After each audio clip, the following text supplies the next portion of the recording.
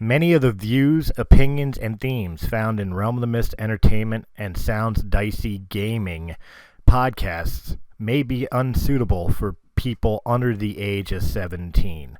Listener discretion is advised. Hi, this is Eddie Deezen. You're listening to Breaking the Fourth Wall. I was Mandark in Dexter's Laboratory. Ha ha ha ha ha ha ha ha ha.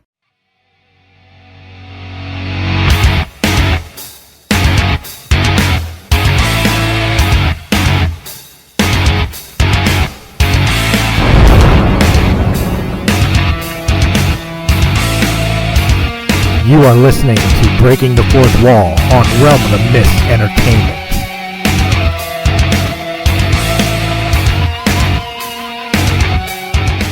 Anytime you want, buddy. All right. Hey, what's up, guys? This is Chris Dolly back with Breaking the Fourth Wall, and today I'm honored and privileged to have Mr. Scott Schwartz joining me. Scott, how you doing today? I'm doing good. Excellent. Now, for everybody that's knowing, we're in that season time of year, and Mr. Scott Schwartz here is, in fact, one of the people that were part of a lot of traditions in households for people during the holiday season. We'll get into that. I'm not going to start it now, but I promise you, Jessica, if you're listening, I promise you we will talk a little bit about it, all right? But for people that don't know, Scott is a actor, and you do a lot of things within the entertainment industry, not just acting. Am I correct? Oh, yeah. I do all kinds of stuff, man. Can you give us some examples of some of the things that you're involved with besides being in front of camera? Well, I was a part of the WWF way back when, as free help, as they call it. I've repped celebrities for memorabilia signing, autograph shows, travel, motivational speaking if I get hired, wherever the wind blows, that's where you go. You got to make a living, I hear that. Now with the WWE, or WWF, as you stated, what era was that? Was that during the Attitude Era, or? I was there 80s. I was there, September of 85 until, January of 87. You must have been still really relatively young. Oh, yeah. I was still in school. Wow, and you were doing free what for them? I just called it free help. That's what I was. I was the go-to. Go to Scotty. He'll do it. You need food, go to Scotty. You need something, go to Scotty. You need a pickup at the airport, you go to me. I picked guys up, brought them to the hotels, brought them to the arenas, did stuff with the ring in certain places, certain arenas. When somebody goofed or somebody didn't show up, we had a night where Roddy Piper was doing a Piper's Pit, and Jimmy Snuka was on the show, and his plane either got delayed or he missed it or whatever it was. And I ended up in Piper's Pit with him and Don Morocco. I was the run and do everything. Oh, okay. Well, you don't know this, but I'm a former independent professional wrestler. I worked for the independent circuit for close to 20 years. So I know this for a fact. Being in the wrestling industry, there's always a bunch of stories. You got any you want to share?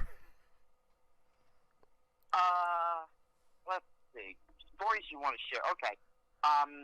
Jim the Anvil Neidhart was a jokester. He was also the guy that inducted people. You joined on to the crew, you got inducted. Right. And we were in, I think it was Virginia. And I think we were in Richmond. And we had this young kid that had just come on board, as a new guy. And Jim took him to the bar after the event, got him drunk as a skunk, and had me go out and buy 3 bottles of Nair. Oh, no. Well, the kid passed out, and I ended up taking the Nair up to the kid's room, and Jim buried the kid in Nair from literally his toes all the way to his neck. Oh, no. And I mean, it was, and I don't know, they took his clothes off, got him just stripped him down and buried him in there. I mean, it was beyond hilarious. I felt sorry for the guy at the end because he was a hurting puppy, but, that was just one of many. The Roach Motel, because all he could afford was $40 a night. That's all that was allowed. That's all they gave you. Right. And, Piper and I would go places. And, me and all the guys, whatever. But, I mean, I roomied with Neidhart, Piper several times, and a couple of the other guys. And we were in Bethesda, Maryland, at this Ramada Inn. And it was a dump. I mean, it was like the closest thing to Motel Hell you could possibly imagine. It was like roach infected. And the two of us just died laughing because there was nowhere we could go. We changed rooms, but then there was nowhere else to go. Right. And but having being there at a time with Roddy, Randy Savage, and Elizabeth, Hogan, Beefcake, Andre, San Martino a little bit, Jesse Ventura. It was just a whale of a time. Nice. You're speaking names like it's. I'm remembering Saturday mornings and Sunday mornings. Jumping down to get my bowl of cereal, watching Saturday morning cartoons, followed up by, WWF Superstars or Challenge, and just watching them guys live. Well, not live, but pre-taped, whatever. We're talking before the Raw era, really. So that's. Oh, it's all pre-Raw. I mean, Raw wasn't even a thought. Right. We used to laugh because the ring was in an 18-foot Hertz truck, and Joey Morello, who was the referee, he was also Gorilla Monsoon's son. He drove the ring around, in this little buckish truck, and it was just like, what are you doing, And I remember having a conversation with Vince in like it was just before I left. It had to be around, late '86. And I said, you bring all these lights in one truck and you bring these in this other little truck. Why don't you get a big truck that says WWF on it? It's a write-off and all that. And he says, hey, if we do that, it's going to get egged. It's going to get defaced. People are going to do graffiti on it. This way nobody knows nothing and we just keep it quiet. And it's just a couple years later that Raw starts and they got 18-wheel tractor trailers with everybody's face on them. Never fails. Well, No. Obviously wrestling was not where you got your start. Why don't we start at the beginning then? How did you get involved even with the entertainment industry? Like, what even motivated you to get involved with it? As they say, it really wasn't my choice. It was, but it really wasn't. It was. I was attending a film club with my father from the age of like 5.5 years old, and I was just past 8, and one of the other guys in the film club, I was the only kid. He was producing a commercial and said, listen, I know you for a while. You're really outgoing. I'm doing this commercial. I think you'd be great at it. Why don't you try? It was like, okay, what would I be doing? He's like, it's down in Miami Beach, and we got a bunch of kids, and it's for Yoo-Hoo chocolate drink, and we got Yogi Berra. Well, that was it. I was sold because I was a Yankee fan. I grew up in New Jersey. There you go, Jersey boy. I'm going to meet Yogi Berra. I'm going. Let's do it. My father was like, okay, let's give it a shot. See what happens. And that kind of started it. And, then it was, I did it. And he was like, you're great. You got to meet people. And ended up getting to a couple of agents. And you start going out on auditions. And you start, a career at 8.5 years old. What was that like, being a child actor? Like, you hear so many horror stories. And you've seen, I don't mean to throw anybody under the bus or anything, but you've seen like the Macaulay Culkins and other child actors like that where they've gone really far downhill. But you, on the other hand, obviously, you've had a very different experience. Lucky, blessed, pretty good upbringing, great friends. I did movies and, I had an ego like everybody else would. And my friends were like, hey, you're being kind of stupid, Is this how you're going to be? We'll go home now. And it just always kind of stayed with me and kept me straight. And, I had the benefit of working with incredible people who were willing to talk to me. Because I was used to being around adults, I was definitely more mature for my age. So by the time I do the toy, in 82, I'm 13, turning 14 years old, but I was an adult. I could handle my own business. I knew what I was doing, come and go as I needed to do, other than drive myself, But, you get up in the morning, they take you to the steps. I made my own coffee. I made my bagel with cream cheese. You get in the makeup chair and the hair and you do the thing and you go to work. And that's what I did. And, again, the massive benefit was having, as much as Jackie Gleason was kind to me and nice to me, I had Richard Pryor, who was, in my opinion, the world's greatest teacher. Very intelligent, kind, giving man. And he told me everything. There wasn't a topic that was off the board. There wasn't a filter on his mouth. So he said, listen, you're going to experiment in life. Drugs, alcohol, women, whatever it is. You got a question? Just call me. I'll tell you all about it. See, so there was, I'm sorry, there's no reason for me to go out and get blasted at 16 or 17 years old. That just wasn't me. And if I had a question, I called Richard and I said, listen, a bunch of my friends, this and that. And he goes, well, this is what happens. You're going to drink. You're going to kind of feel easy. You're going to feel nice. Okay, fine. Then you're probably going to overdo it. You're going to get sick and you're going to vomit. Now, is that really what you want to do? Probably not. So I had the best teacher in the world. I've heard, I've never met the man personally, but I heard Richard Pryor was very much a very down-to-earth guy. Well, there's two Richards. There's the before he burned himself up and the after he burned himself up. Okay. And I got the after version. The before version was probably not nearly as nice, kind, sharing, nothing.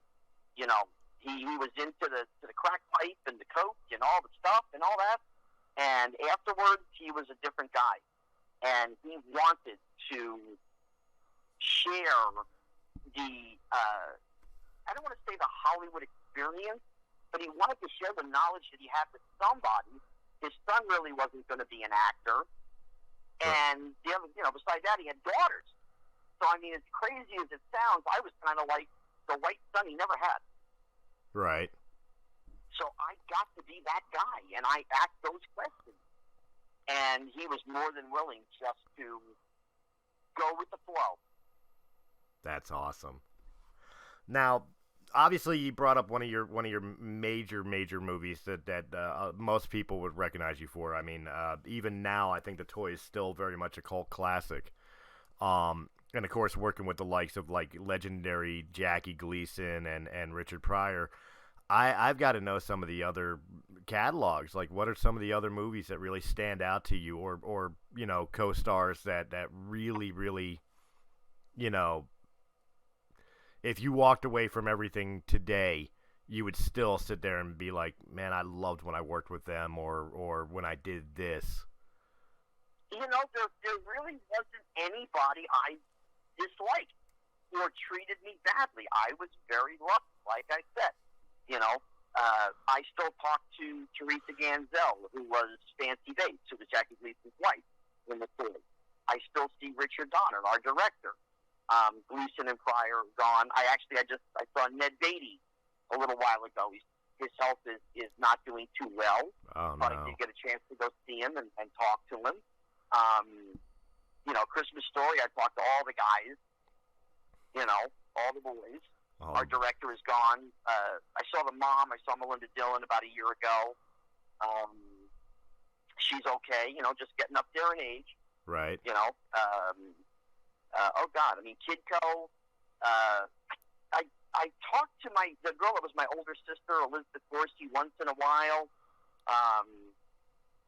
The other two sisters, I know one, Christine Schuyler, is in New York, and she became a writer and did some other things, but I haven't talked to her. And the girl that's Cinnamon Idols, who played my little sister in the movie, I know she's in the Midwest. I think she's in Illinois.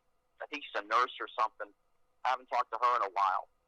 But I was very lucky, I mean, Liza Minnelli was my mom in the show, and Jeff DeMunn was my dad in the show. And, I've spoken to Jeff through friends. He's been at places I just couldn't get to. And they've always said, "Oh, Scotty says hi." He's like, "Oh, tell him I said hi." Liza, I've seen a couple times over the years. Again, just very lucky to have the people that I worked with be a good group, no matter which situation I was in. Right. Now now I'm going to step into the world because you mentioned it. You invoked a name. And yes, again, my sister-in-law, Jessica, this is for you. Let's talk a little bit. It is the season. Let's talk about A Christmas Story. The first question I've got to ask is, from the day of recording it or filming it to today, can you believe how much of a holiday icon that movie has become? Or did you ever think it would become as beloved? No, nobody can. It's like hitting the lotto to a certain extent. There's tens of thousands of movies that are made every year. They get thrown up on a wall. 99.9% of all of them fall to the floor, and nobody remembers them. This was a small movie. No big stars. No CGI, no special effects. No, nothing. It was a labor of love for Bob Clark, our director, and he wanted to make this movie, and nobody else did. Not even MGM, who made the movie, wanted to make this movie. Literally nobody wanted to make this thing, and he just kept pushing and finally got it done. And they'd expected nothing. MGM didn't even want to put it in the movie theaters. And Bob got together with Darren McGavin, and they were going to buy the movie from MGM, give it a release. And MGM finally said, "Okay, we'll put it out there." And they put it out there for a little bit. Okay, fine. It's made back its money and a few dollars more. Okay, fine. They stick it on the shelf. From 83 to 95, it's on VHS, it's on cable a little bit, whatever. And then, fortune takes a hand. Luck has a way of being there. And Ted Turner is buying the MGM library for TBS and TNT. And one of the movies at the very end that he bought was A Christmas Story.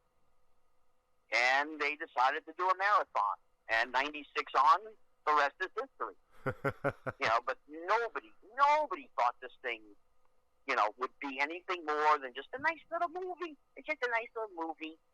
And it just became part of Americana.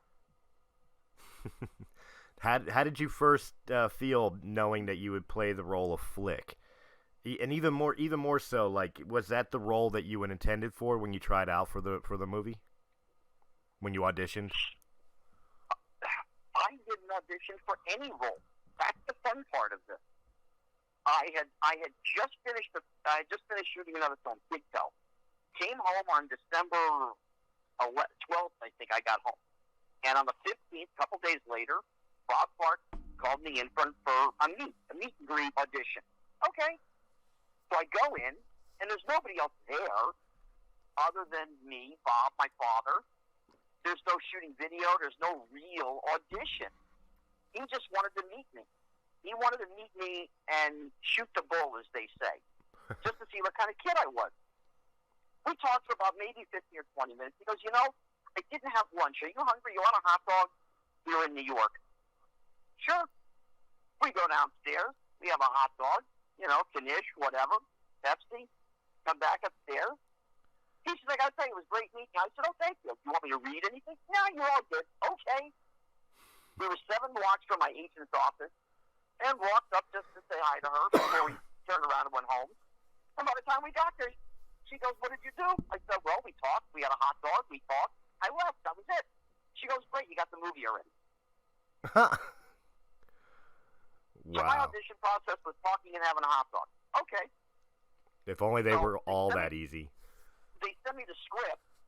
I had the lead in The Toy, and I had the lead in Kidco, so I'm figuring I'm Ralphie. I studied the whole script. I'm learning the whole script. Nobody says otherwise.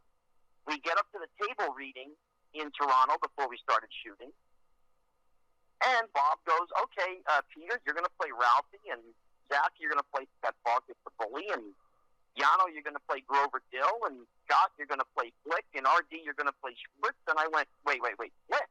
Now, I didn't say anything out loud. It's just in my head. And I kind of was like, okay. And I go back and I look through the script. Now, I know I'm working 5 weeks. That's what I'm scheduled to work. Right. And I look through the script, and Flick has 16 lines. That's all dialogue is 16 lines. And I'm going, 16 lines in 5 weeks? Oh, my God, what a vacation this is going to be. I worked 1 day a week. I ended up actually working 6 weeks, but I worked 1 day a week. You know? So it was nothing more than a nice character role. Okay, supporting role. You know, never thinking what would happen would happen. I actually said to Bob afterwards, I'm like, are you sure this? You know, I had to leave, and he goes, oh, no, you're Flick. There's no question. You're going to do great. It's not the size of the role. It's what you make out of it, and you're going to be dynamite. Okay. And the rest, as they say, is history. Who knew? Well, he's not exactly wrong either. I mean, anybody who's watched A Christmas Story, which, you know, who hasn't nowadays? I mean, you remember everything. You remember, you know, the "You'll Shoot Your Eye Out" line. You remember Ralphie in the pink bunny outfit. And, of course, you remember Flick and the infamous flagpole. Yeah, but, I mean, again, you know, can I say that there was a reason? You know, Bob knew I could do anything. I had worked with Pryor and Gleason. I just done another film. He knows I can do anything. The tour was open in the theaters. He had already seen it.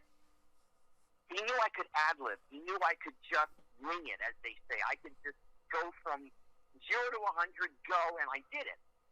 And he knew that. So, I mean, in the script, the original script, it just says, Flick, stick-tongue the pole. That's it. Stick-tongue flagpole. That's all that's there. All that stuff that I did, that's just all made up. He just said, think of something, do it. I'll tell you if I like it or not. And I just went off. And at first he's like, that's good. I like that. But give me more. Just give me more of that. You know, okay. So I exaggerated, went more, and then we stopped. And he goes, Nope, you had it right the first time. Do it the way you did it the first time. Okay. And that's what you end up seeing on the screen. And does it make it more memorable? I guess. You know, I guess, because that's what people tell me, so I'll go with it. Yeah, I'm not the ego guy. I don't pat myself on the back. I just try to do the job that I was paid to do. Right. But I have heard from our mutual friend, that you actually had another person who's famous for his tongue acknowledge that. Oh, listen, it's the most hysterical thing on planet Earth, really. I mean, my joke with Gene Simmons of Kiss is I said to him and Shannon, listen, I'm honored to have the second most famous tongue on the planet. It's okay, I'll take number 2. and he's cracked up, she's cracked up, you know. We've laughed and joked several times about it, and I mean, he gets a kick out of it because there's really nobody else that can say that. That's true. That is true. But you know, I'm like, the big thing I wanna ask you here, because we are coming up on the half-hour mark here already. Time flies quickly. You had stated, to step off of the Christmas Story here, you had stated that you do a lot of like the autograph signings and setting up things like that. If I'm not mistaken, isn't that what you're heading to the East Coast to do here real soon? Yeah, actually, I'm heading off in a couple of days. I mean, today's the 3rd that we're recording this, and I'm leaving. I'll be in King of Prussia at the casino at a show called The Philly Show. It's a sports and memorabilia show. They've got Emmitt Smith. They've got the Legion of Doom, Eric Lindros and Eric LeClaire, and the other guy I can't think of his name, from the Flyers.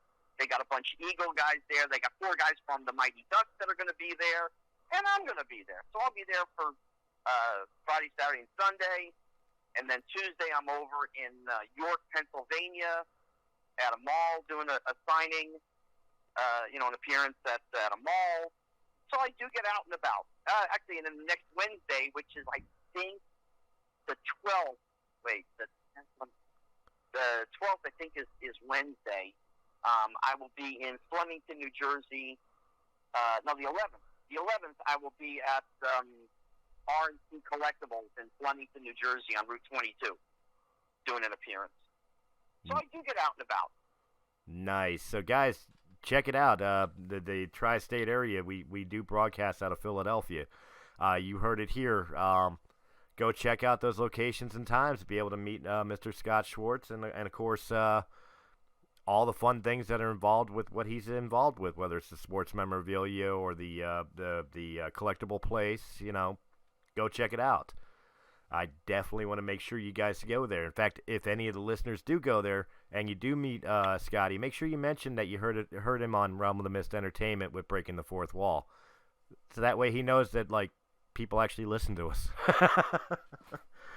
There you go. But yeah, that's phenomenal. What else have you got going on? I mean, the podcast does go worldwide, so it doesn't have to necessarily just be the East Coast. Well, coming up early in the year, I'm going to have a show on LA Talk Live. It's going to be, the Hollywood Hour with Scott Schwartz. Sometime middle of January, maybe the end of January. We haven't decided on the exact date yet, but I'll be doing an hour show on the air. And my book will be out next year.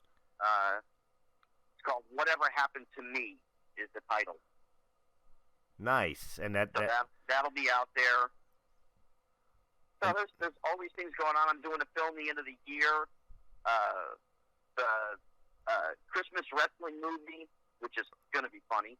A Christmas wrestling movie? Okay, you have my interest. Christmas wrestling movie, yeah. And I don't think it's pro wrestling, no. I think it's more like, child amateurish wrestling. Oh, okay. And then I'm doing a psycho thriller in April. And if you put a gun to my head, I couldn't tell you the title, but it'll be out there. And the book, that's going to be available like at any bookstore, and of course, Amazon. Oh yeah. Oh yeah. We're looking at around September, so we got some time for that. I'll come back and visit you again, and we can talk about it. Oh, absolutely! I would love to have you back.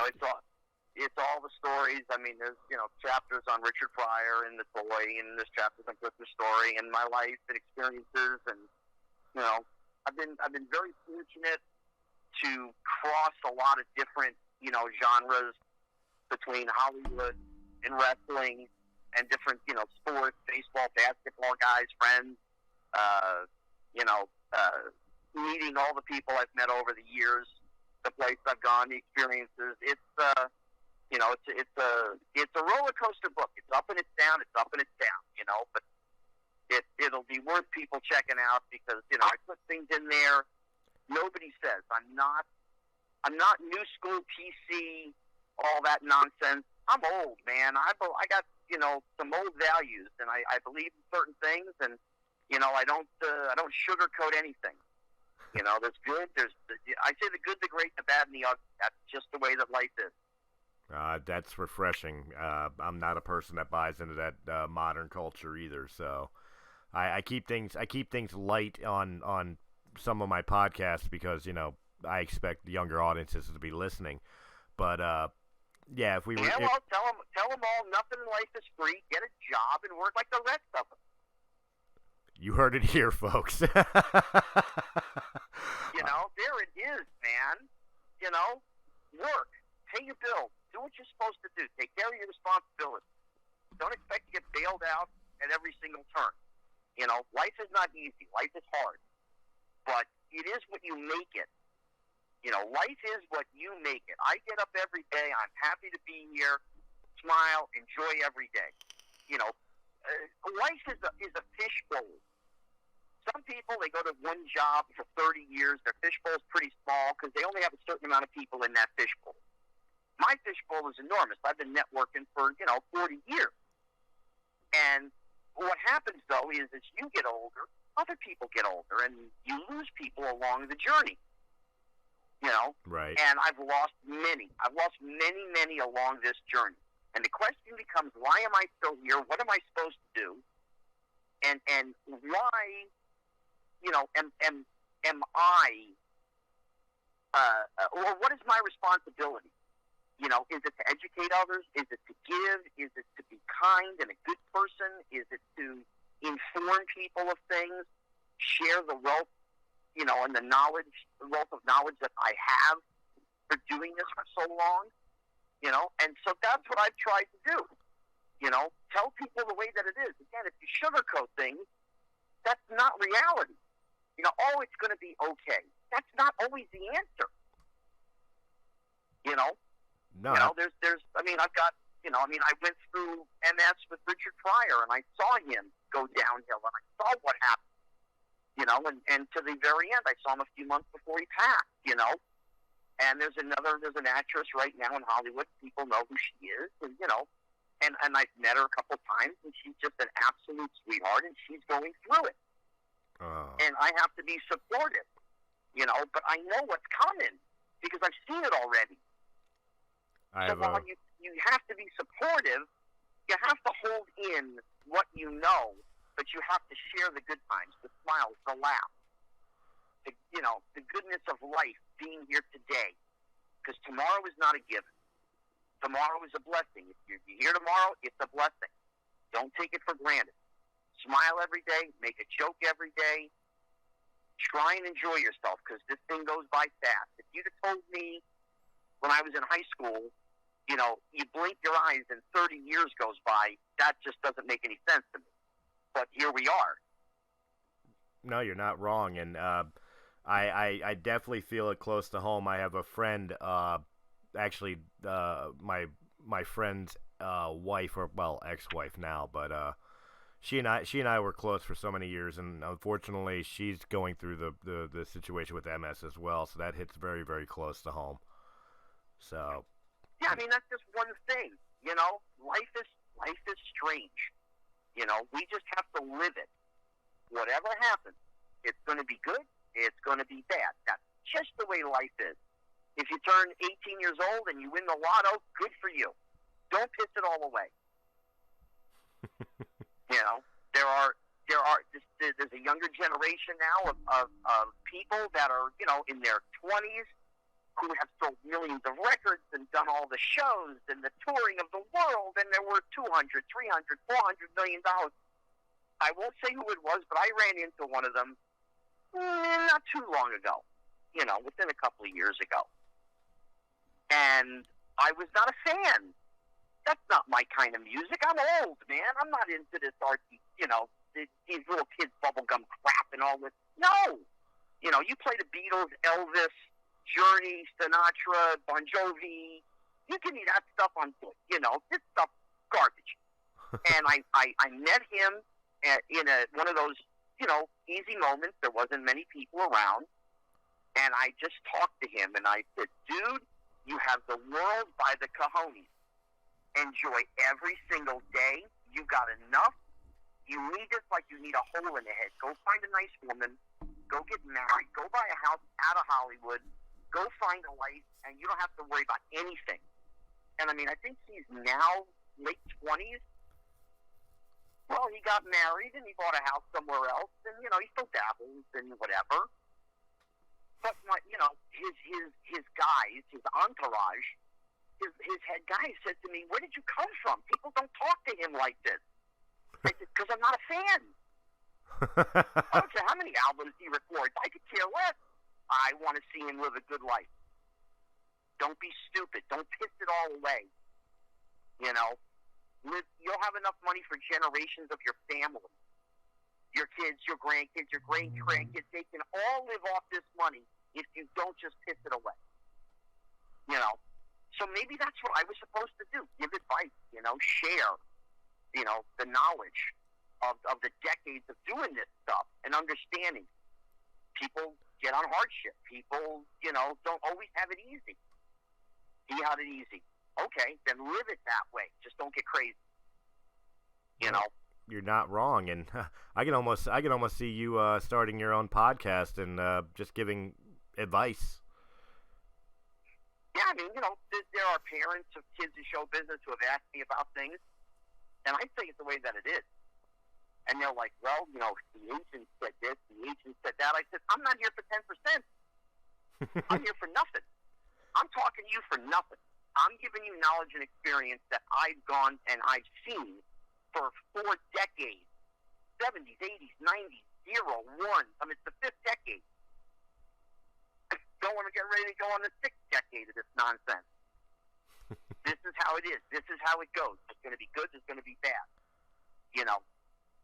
But, you know, I try and say it the way that it is and tell people, listen, you might want to do this. You might not want to do that. You don't have to take my advice. I'm just giving you advice based on what I've seen with many others. Sometimes they do. Sometimes they don't. You know?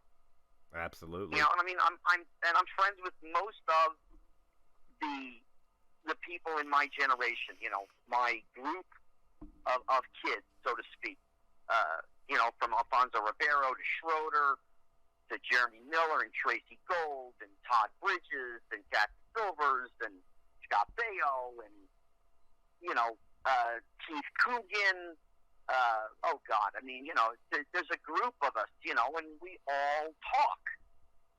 You know, we support each other, not financially. Just somebody needs a phone call, somebody gets a phone call. Something happens, somebody gets a phone call. You know, we are our support group because we know everything that we've all gone through.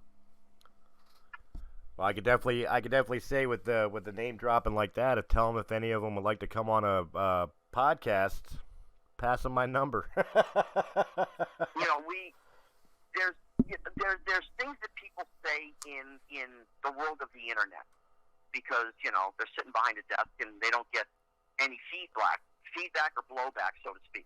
Right. You know, we're has-beens, we're this, we're that, and I'm going. You gotta be somebody before you're a has-been. You know, and again, I can only speak for myself. You know, I was honored to have a life-size bronze statue put up of me, erected of me in Hammond, Indiana, the home of Gene Shepard, the writer of Christmas Story. There's less than 30 in the world of actors in different places, and I'm one of them. Somebody wants to call me a has-been and all that crap. You know what? Enjoy. Because the things that I did will outlive me and outlive them. So I left something behind. And if it brings a smile to somebody's face, and it brings a laugh because they remember something, then I did good. No, you're not wrong. And it's funny because I used to, when I was an independent pro wrestler, I used to call myself the has-been who never was, you know, because I never made it out of the independent circuit. But you're absolutely right. When I retired from wrestling, I used to tell people, you know, about being a former wrestler, and they're like, "But you never made it to the E, or, you know, whatever. You never made millions of dollars, so that was a failure." I said, "Was it really though? Because I've got stories to tell friends and family and my children, and you know, there's still videos of me in the ring floating out there somewhere. You know, it like you said, it'll outlive me. It may not be." You know, the pinnacle, I'm not living the high life, but I've done extraordinary things that not a lot of people get to do. And for me, that was good enough. You know what I mean? If that makes sense. Yeah, listen, I mean, I've done a lot of things in my life. I've had a lot of experiences. It took me 40 years to do one thing I always wanted to do, and that was get in the ring myself. Oh, now see, I gotta hear about this. And I'm not a big boy by any stretch of the imagination. I'm 5'2", and I'm probably 15 pounds overweight. Okay, fine. And I ended up down in Memphis hanging out with Jerry the King Lawler, and he was going to a gig in Mississippi, which was like an hour and a half drive. So he said, "Come on, let's go." Okay. So I went with him, and I talked to the promoter. He's like, "You got to do something. You got to get involved in this." And I said, "Well, let's figure something out." So I ended up, his name is Hollywood Jimmy Blaylock, and he runs a independent down there. And he's the Twinkie man because he's a big, heavy-set guy. So at the end of the match, I get in the ring, and I shove a Twinkie in his face. And the heel, his name is Stan Sierra. I love saying those guys' names because they deserve credit for this stuff. Right. And Stan throws me in the turnbuckle, and he flashes me twice, and they take me off in the stretcher with the neck brace that I just happened to bring with me, you know. And 8 months later, I come back, and I'm down there. It was in a casino in Luna, Mississippi. I mean, it's phenomenal. And we're doing this thing, and again, we get done toward the end of the match, and I get in the ring, and we push one of the other guys, the tag match, whatever. And Jerry and I are standing next to each other, and Stan charges us in the corner. We both move. He hits the turnbuckle. He falls down. Well, this is 9 months later, and I turned into Andy Kaufman because I'm still wearing the neck brace. Nice. So I tear off the neck brace, and I tear off the button-down shirt that I'm wearing, and underneath it, I've got my Macho Man shirt on. Uh-oh. And I go to the corner, I got up to the top turnbuckle, and did the 12, 14-foot flying elbow finish on Stan Sierra. Nice. And Jerry lets you get the pinfall, right? I waited 40 years to do that. You know? And I mean, and I told all the boys. I mean, I called Manny Popo, Randy's brother. I told him I'm doing it. He says, listen, if you need any training, you need this or that. And I said, listen, I'm just jumping off the top. I should be fine. You know, there's a local wrestling school near me. A guy named Bo Cooper in Moore Park, California runs it. And he's a friend, and I went over and I trained with him. But I mean, I told Hogan what I was doing. I told Hulk Hogan. and Hulk's like, brother, you want to come to my place? I'll hang and bang with you. I'll train you. I'll give you some tips. I'm like, Hulk. I'll be okay, big guy. Don't worry. You know, and it was hysterical. Everybody was like, you've got to do this. That is awesome. Well, you know, I mean, it's just one of those things. It was meant to be. I was meant to be with Jerry so I could get involved and do this. You know, and other people have called me and said, hey, do you want it? I'm like, listen, I'm not in shape for that, man. You know, but, you know, I mean, I can handle myself in the ring. You know, I probably worked 150 matches. Right. So, you know, could I do stuff in the ring? Sure. You know, am I going to get crazy like some of these guys doing moonsaults? No, I can't do that stuff. There's no way. You know, could I do a couple of jumps? Could I do, you know, neck breakers? Yeah, sure. You know, okay, I can do that stuff. You know, but it's just life, and it's fun. And that's the thing, you know, it's meant to be enjoyed. And that is something to take away from it, too, is, guys, make sure you go out there, kiss your girl, smell the roses. Like Scotty said, tell a joke. Just have fun in life. Might as well have fun. Nobody gets out of it alive anyway. Exactly. You know, we don't know. You know, life is fickle. You know, I mean, I've lost quite a few along the way. You know, Jonathan Brandis at 27, gone. You know, Corey Haim at not quite 38, gone. You know, these were my contemporaries. These were guys that I knew. You know, Jonathan I didn't really know all that well, but in passing.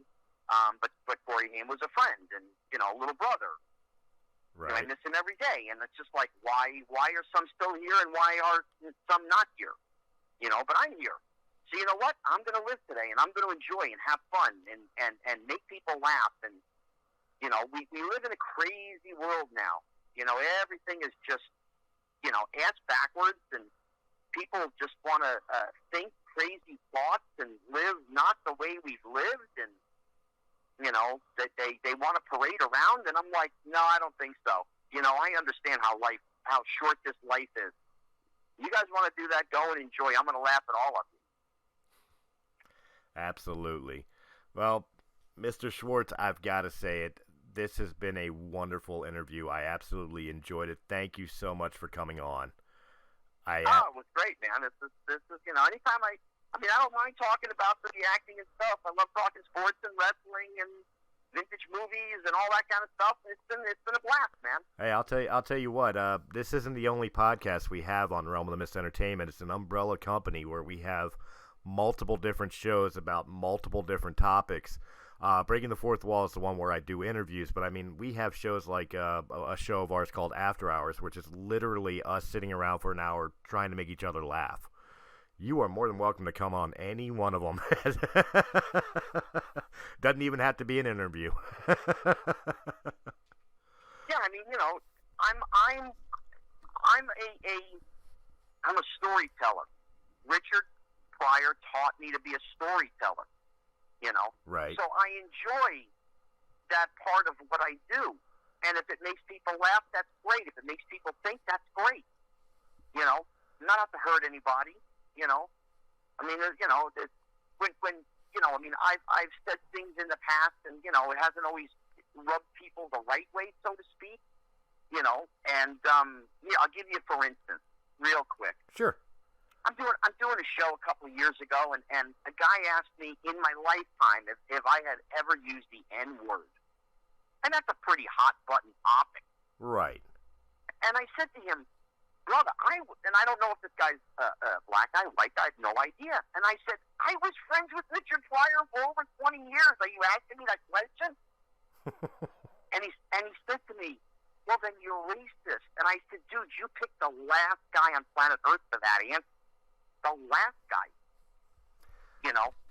I mean, I can't count on my hands and feet how many people of color I'm friends with, that I break bread with, that I've been on trips with, and shared enormous amount of good times with.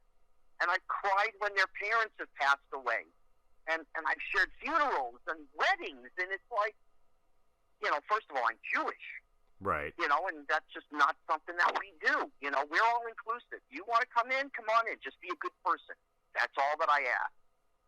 Right. Have respect and be a good person. And we're good, you know. But that is life is strange and life is weird.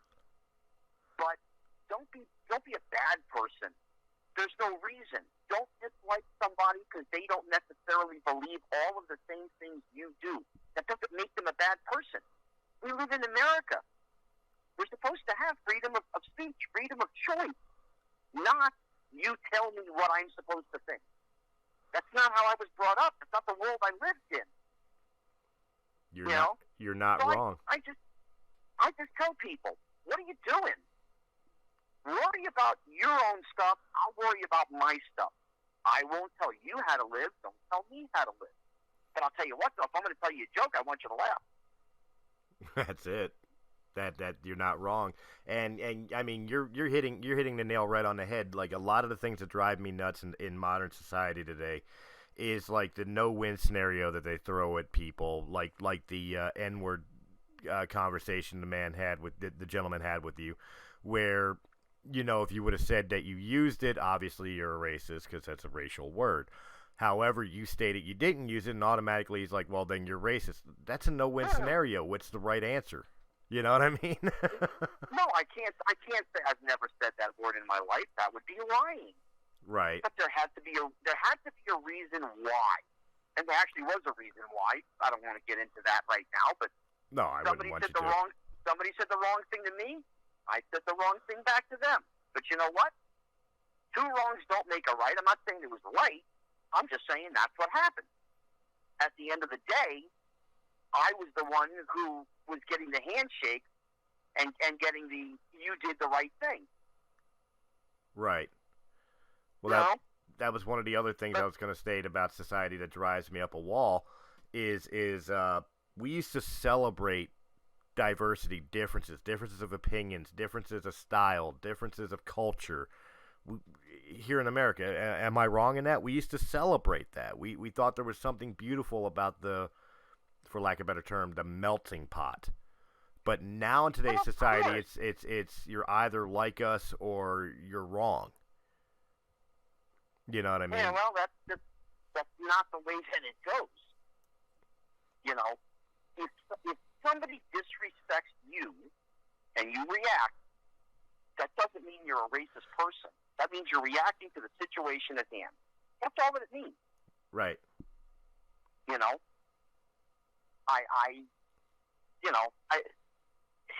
it's the craziest thing. You know. No, I mean, I'm a believer in a lot of things. You know, racism is not one of them. You know, it's sort of funny because, you know, everything that's going on, the world is crazy. Whatever. I actually have a friend of mine. He lives in the Emirates, and he's Muslim, and he comes in for the WWF WrestleMania, and he comes in for other events and whatever. We've had dinner, we've hung out, and he's on my Facebook. And we chit chat and whatever. People will tell me, "Oh, well, you said this therefore," and I'm like, You have no idea what you're talking about. You know, I'm inclusive. If you are respectful to me, I will be respectful to you. And everybody should think that way. Don't dislike somebody just because they don't look like you or they don't sound like you. If they're disrespectful, that does not look good for them. You know, I am a proponent for law enforcement, the police, CIA, FBI, Secret Service, whatever. Right. Those guys ask me for something. They want something, a donation for their thing. They want signed pictures, whatever it is. I will never say no to the veterans of this world, or of our country, that fought for us and served for us.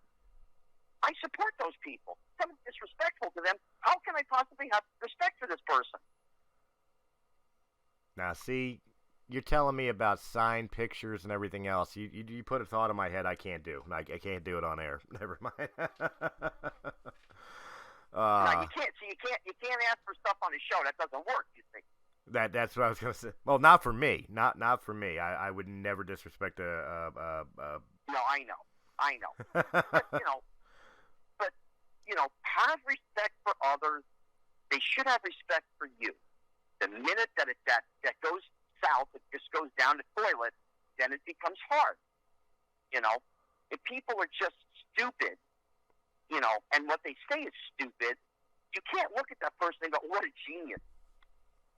No, it doesn't work like that. They're an idiot. Have your eyes open. Fill your mind with information from many different sources that we get. Be it the internet, be it different television stations. Don't just watch one thing. Watch 7 things. Mm-hmm. Believe what you want to believe, but watch everything so your fountain of information is more than just one place. And go, "Oh, that's what I have to believe." No. Our world is difficult right now, but we're just trying to survive. Listen, I'm glad I'm over 50 years old now, and I don't have to put up with most of this crap. I hear that. I'm 42, so I've reached that threshold of no longer caring to be involved in the crap. No, I just wanna enjoy if I express an opinion that somebody doesn't agree with, and I've had that happen many times. I go, okay, then give me the logic behind what you're saying. If it's logical and sensible, I'll go with you. If it's not logical, it's not sensible, it's you live in fantasy land, I can't go with you on that. No, you're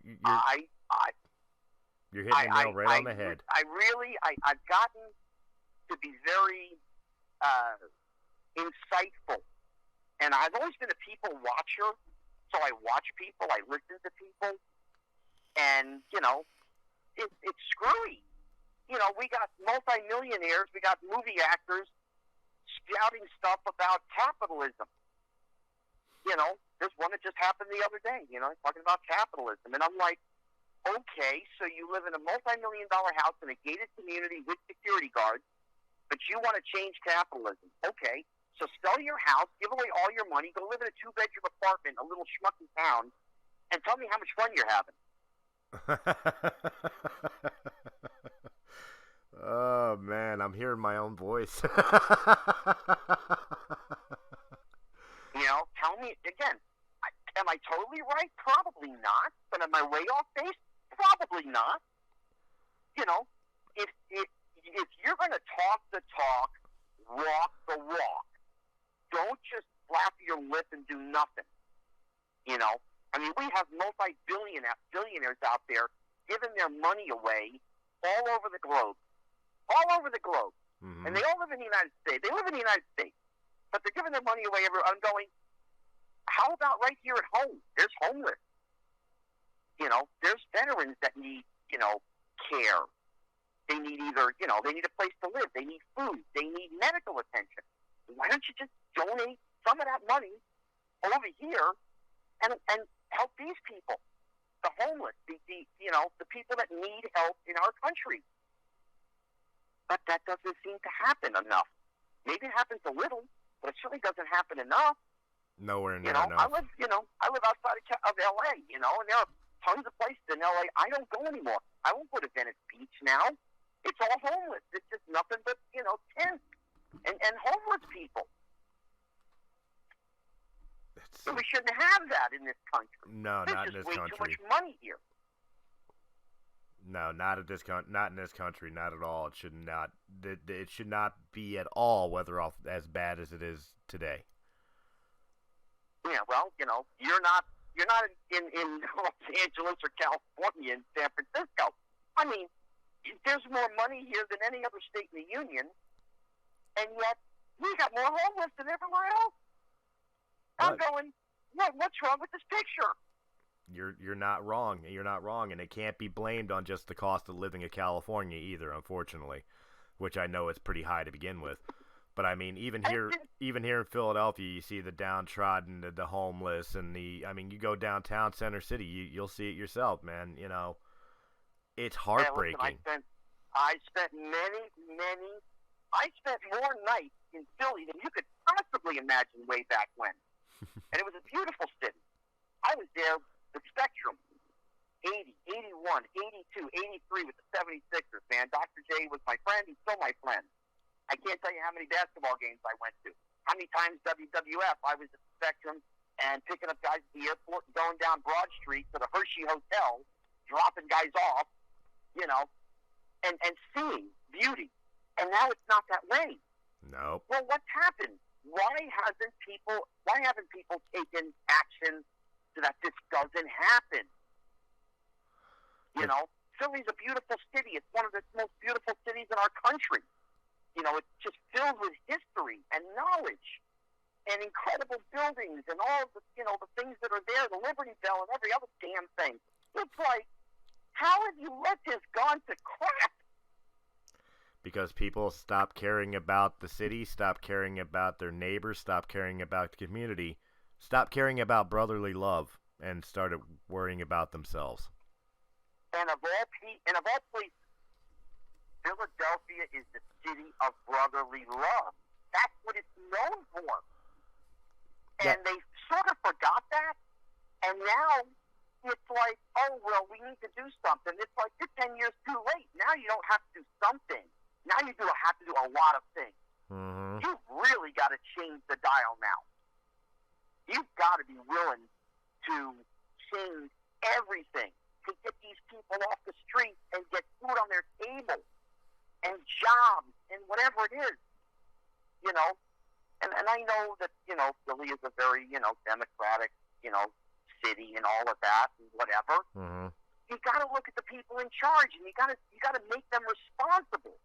You got to say, you're responsible for this. You got to change this. If you don't want to change it now, we got to get somebody else in here who will change it. Baltimore is the same way. Baltimore is a gorgeous city. Yeah. And here we go. We see it, and we just, people flap their gums, and they don't do anything. You're not it's wrong. Sad. You're not wrong at all. A lot needs to change in a lot of places, and you know what?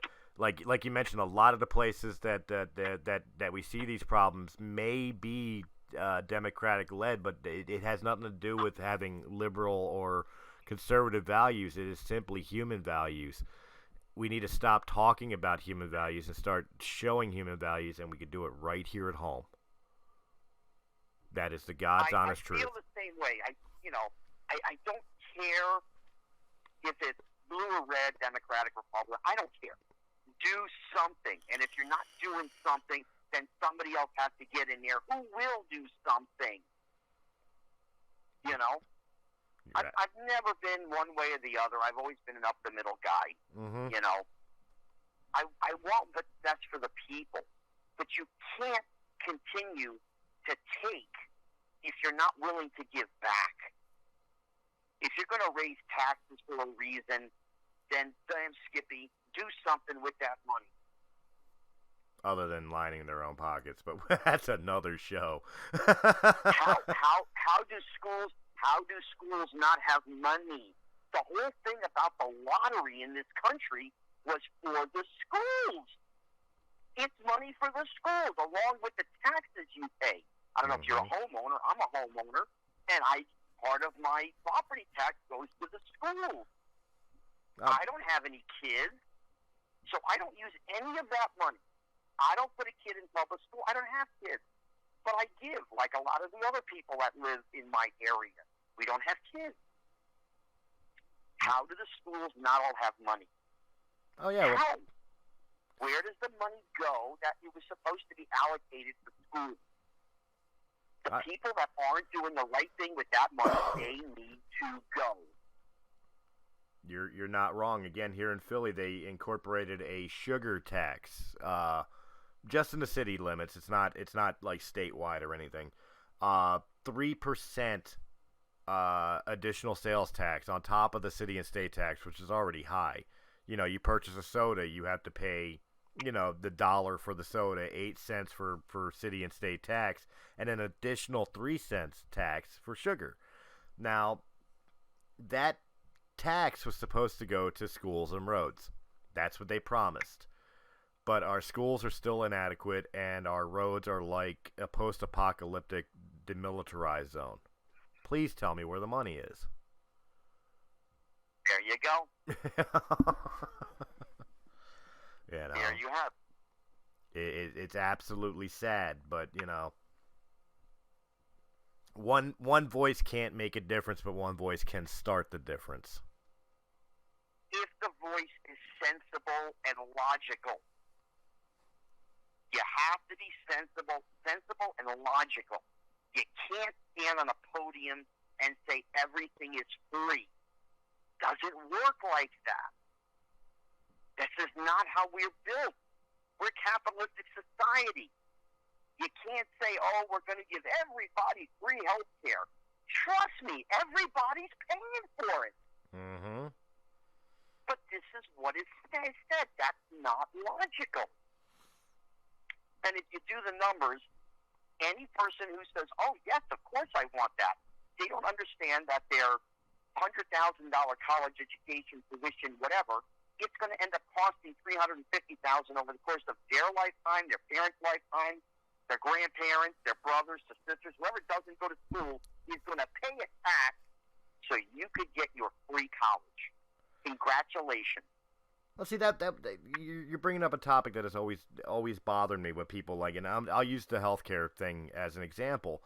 I'm a trade worker during the day. I'm a fence installer. Okay, so I'm going to use more pedestrian than probably necessary for the description here.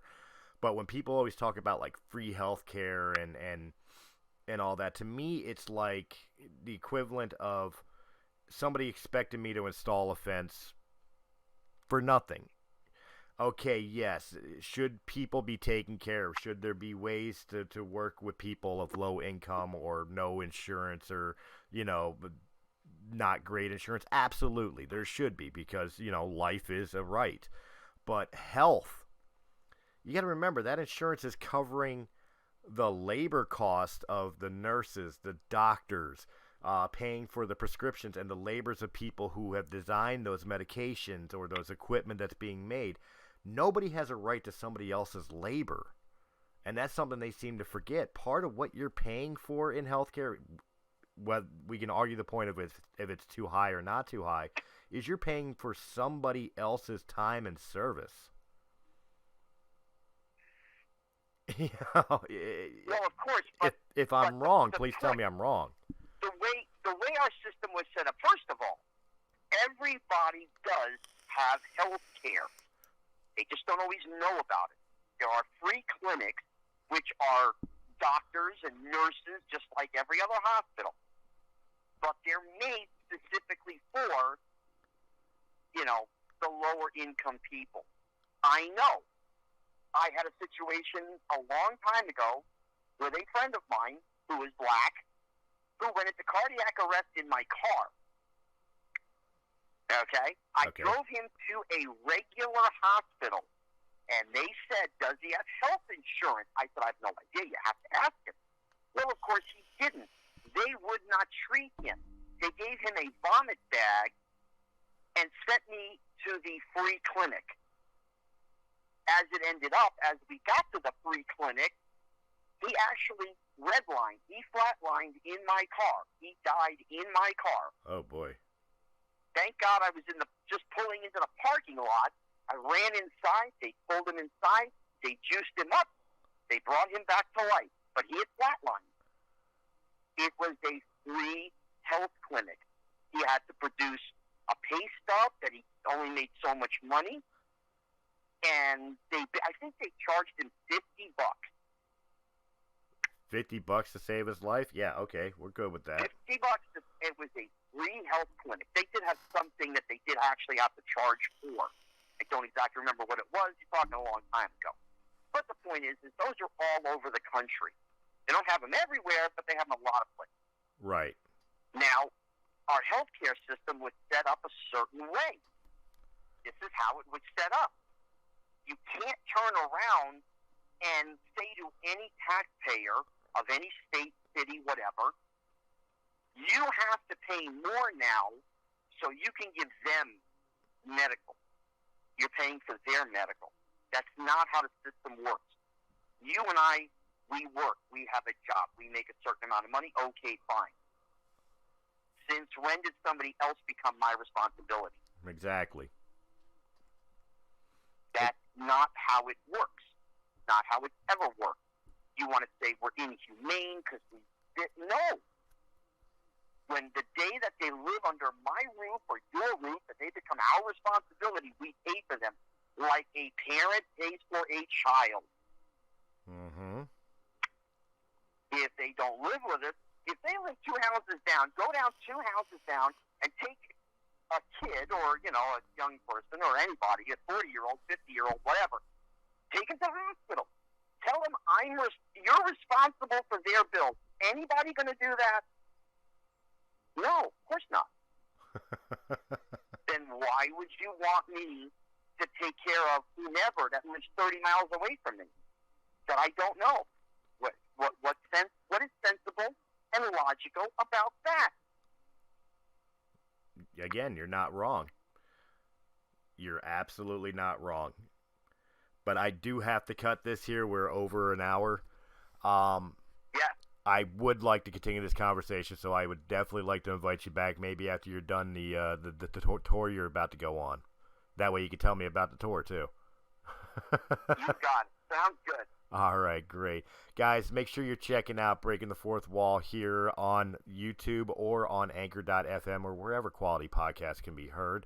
And, of course, check out all the other great podcasts of Realm of the Mist Entertainment, including It Had to Be Said with Venus, War of the Stars, a Star Wars podcast, and After Hours.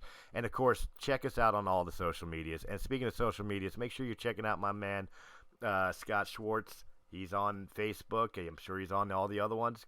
Give him a shout-out. Guys, thank you very much and have a wonderful night.